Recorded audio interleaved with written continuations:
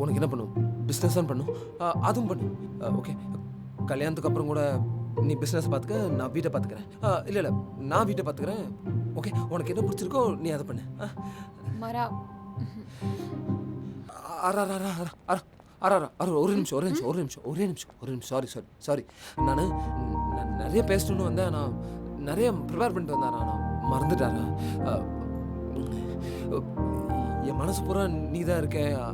அதனால தான் இந்த முட்டாள்தனமான வேலையை அதெல்லாம் மறந்துடாரா? ப்ளீஸ், எனக்காக ப்ளீஸ்.